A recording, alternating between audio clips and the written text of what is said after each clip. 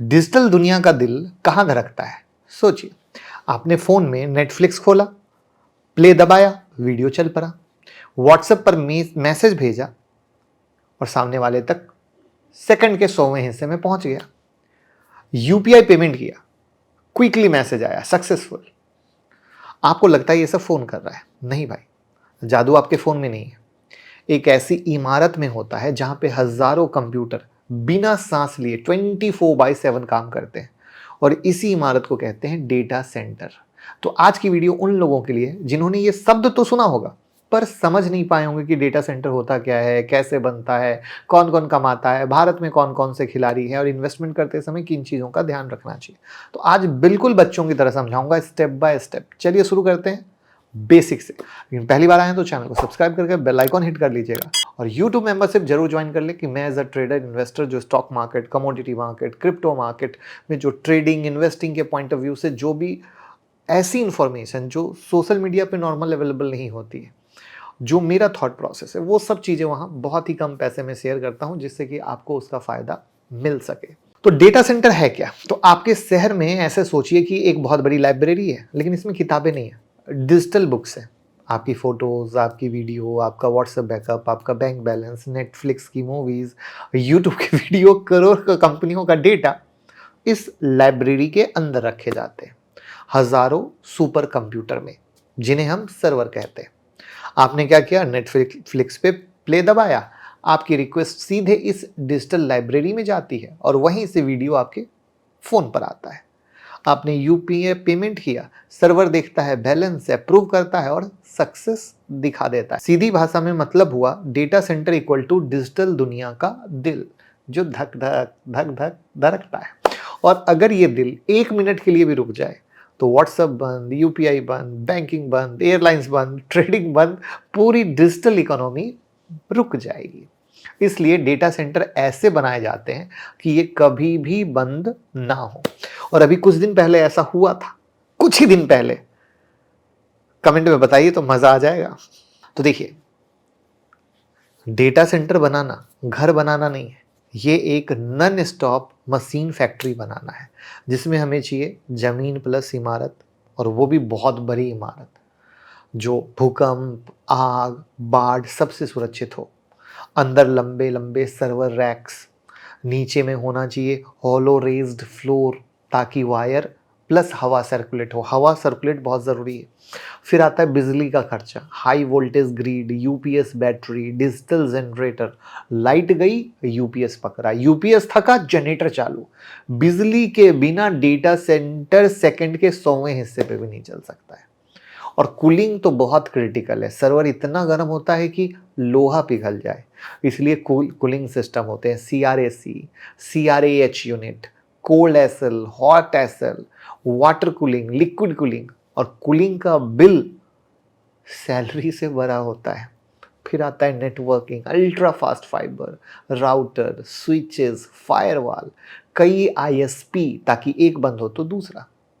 फिर आती है security, 24/7 armed guards, biometric access, CCTV सब जगह, फायर सस्पेंशन, सर्वर रूम में कोई ऐसे ही नहीं घुस सकता है।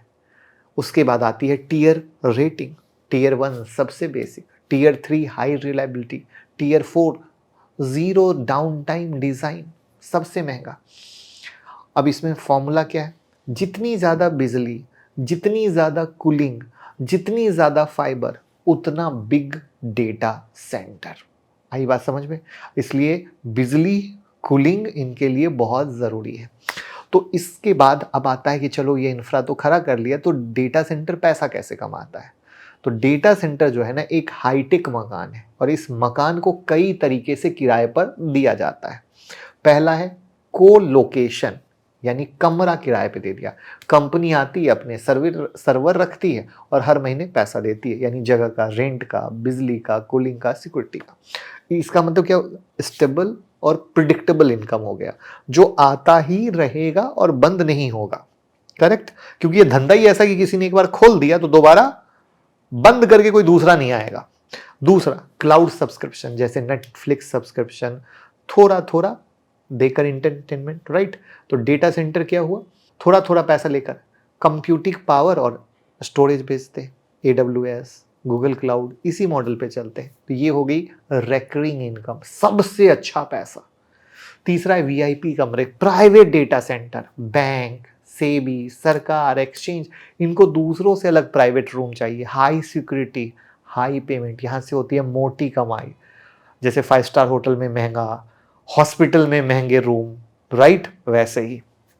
फिर आता है AI सर्वर, फ्यूचर का gold, ChatGPT, robotics, gaming, drone, इन सब को चाहिए GPU सर्वर। ये सर्वर बहुत महंगे होते हैं और बहुत ज़्यादा रेंट मिलता है, और फ्यूचर में यहाँ से आने वाला है बहुत मोटा पैसा। फिर आता है डिजास्टर रिकवरी, यानी बैकअप का पैसा। कंपनी एक्स्ट्रा पैसे में बैकअप डेटा दूसरे सेंटर में रखती है कि अगर एक शहर में कोई इशू हुआ, किसी भी तरह की समस्या हुई, बंद हुई, दूसरा चालू। इंश्योरेंस जैसा मॉडल, मतलब एक जगह तो खर्च कर रहे हैं बट बैकअप के लिए दूसरा। जैसे ऑफिस में कई बार आप एक एम्प्लॉय का बैकअप हमेशा दूसरा एम्प्लॉय रखते हो, वैसे ही। फिर आती है add on service, cyber security, monitoring tool, high speed internet, data backup, networking service. Pizza order किया, गार्लिक ब्रेड भी ले लो। तो ऐसे ही कंपनी एड ऑन लेती है, हंसना नहीं है, लेती है। तो अब इंडिया में क्या हो रहा है, तो इंडिया अब डेटा सेंटर बन रहा है, उसका पावर हाउस बन रहा है, राइट। तो आज इंडिया डेटा सेंटर की दुनिया में सुपरस्टार क्यों बन रहा है, ये भी तो सवाल है। तो पहला है डिजिटल एक्सप्लोजन, UPI, दुनिया का सबसे बड़ा पेमेंट नेटवर्क, करेक्ट, हमारे ही तो हिंदुस्तान में। OTT, Netflix, prime, Hotstar, gaming में PUBG, free fire, social media में रील, शॉर्ट, व्हाट्सएप, सब नॉन स्टॉप सर्वर चाहते हैं, और ये सब नॉन स्टॉप हम लोग यूज कर रहे हैं। फिर दूसरा आता है डेटा लोकलाइजेशन। सरकार कहती है इंडिया का डेटा इंडिया में स्टोर होगा, तो मल्टीनेशनल कंपनी मजबूर होकर इंडिया में डेटा सेंटर बना रही है। पहले हमारा डेटा इंडिया में स्टोर नहीं होता था, वो बाहर होता था। फिर आता है 5G plus AI, low latency plus AI की हेवी डिमांड ने डेटा सेंटर की नीड को 10x बढ़ा दिया। जी हाँ, 10x, और ये और ज़्यादा बढ़ेगा।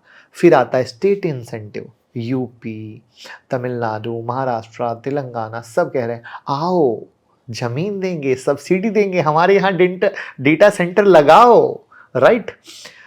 अब आता है green DC boom, data centre बहुत बिजली खाते हैं, तो अब सोलर विंड से पावर मिलने लगी है। तो यहाँ पर ग्रीन डीसी बूम में रिलायंस अदानी है, क्योंकि उनको पता है कि बिजली खाते हैं, तो वहाँ पर अल्टरनेट कहाँ से होगा, सोलर और विंड से लाना ही रियल होगा। आज भले ही मारामारी में लोग बिजली पे चले जाएं, कल के डेट में कहेंगे उसको ग्रीन करना है, राइट ना। अब कहाँ कहाँ बन रहा है, तो मुंबई सबसे बड़ा हब, चेन्नई, NCR, बेंगलुरु, पुणे, हैदराबाद, और Tier 2 में भी अब काम शुरू हो रहा है। अब आता है सरकार की सबसे धमाका पॉलिसी, 20 ईयर टैक्स हॉलीडे। जी हाँ, सरकार ने साफ कह दिया है अगर आप इंडिया में डेटा सेंटर बनाते हैं तो 20 साल तक टैक्स में बिग फायदा देंगे, लेकिन शर्त है कैपेसिटी बढ़ानी होगी, ग्रीन एनर्जी यूज करना होगा। तो देखो अंबानी अदानी भाई कितने तेज है, ग्रीन एनर्जी वाले ही जा रहे हैं। जॉब क्रिएट करनी होगी, फॉरेन कंपनी को 100 मेगावाट से ऊपर का P स्टेटस रखना होगा, AI लैब्स प्लस GCC को बूस्ट देना होगा, स्टेट्स को इंडस्ट्री लैंड देनी होगी। मतलब स्टेट को भी, खाली ये नहीं कि तुम आओ, सरकार भी कह रही है कि भैया स्टेट तुम सपोर्ट करो। तो सिंपल शब्दों में जो इंडिया में बिग डेटा सेंटर बनाएगा उसे 20 साल की दौर इजी मोड में मिलेगी, और इन्वेस्टर के लिए यह है मैसिव अपॉर्चुनिटी। अब यहां पर इंडिया के डेटा सेंटर प्लेयर्स 3 कैटेगरी में आते हैं। कैटेगरी भी समझना बहुत जरूरी है। लोग कहता है फिर सिर्फ डेटा सेंटर और ये कर दो, उससे पैसा नहीं बनता है दोस्तों। अब 3 कैटेगरी में क्या आता है, तो पहला है प्योर या डायरेक्ट ऑपरेटर, यानी मेन डीसी कंपनी, जिसमें टाटा का ज्वाइंट वेंचर है STT ZDC कंपनी के साथ, साइलेंट लीडर है। दूसरा है भारती एक्सट्रल नेक्स्ट्रा, ठीक है, भारतीय एयरटेल का, तो 12 बिग प्लस 12 एज डीसी है, टेलीकॉम और डीसी का कॉम्बो। तीसरा अदानी कनेक्ट्स, इंडिया का सबसे बड़ा ग्रीन डीसी नेटवर्क बनाने का विजन। और चौथा हीरा नंदानी ग्रुप योटा बना रहा है नवी मुंबई के मेगा कैंपस में, एशिया के सबसे बड़े डीसी में से एक। और पांचवा कंट्रोल, एनटीटी, सीफी, Tier 4 जैसे जगहों पे है। फिर आता है प्रॉक्सी प्लेयर, यानी इनडायरेक्ट खिलाड़ी, Reliance, AI plus cloud hub, Tata communication, global network, Infosys, Wipro, HCL. फिर लैंड देगा ना, रियल एस्टेट में लैंड चाहिए तो वहाँ पर अनंतराज, डीएलएफ। कोई बाई सेल एडवाइस नहीं है, मैं सिखाने की कोशिश कर रहा हूँ, हाथ जोड़ के विनती है। फिर आता है गवर्नमेंट प्लस फायर बैकबोन में रेलटेल आता है। फिर इसका नेक्स्ट सेगमेंट आता है इंफ्रा और सपोर्ट प्लेयर में, तो किर्लोस्कर और क्यूमेंस चाहिए, किस लिए? डीजी सेट के लिए चाहिए। पावर इंफ्रा और कूलिंग के लिए कहाँ से कंपनी, कौन कौन कंपनी? एबीबी, सीमेंस, सिंडलर रहेगी। फिर हाई परफॉर्मेंस सर्वर कौन देगा? नेटवेब देगा, ई2ई देगा। फिर फाइबर नेटवर्किंग कौन करेगा? तो एसटीएल करेगा, तेजस करेगा। तो भैया ये सारी कंपनियां हैं जो इस तरीके से सब सेक्टर में भी काम कर रही है। तो जितना शुरुआती स्टेज उतना रिस्क, उतना बड़ा पोटेंशियल। जितना मेच्योर स्टेज उतनी सेफ्टी, उतना कम upside. Clear cut. Pure player direct exposure, proxy player safe support player, low risk में धमाका। राइट। तो कैसी लगी वीडियो और किस तरीके से एक कंपनी को हमने क्लियर कट आपके साथ शेयर कर दिया वो बताइए, और इस वीडियो को शेयर करके प्यार मोहब्बत दीजिए। Thank you.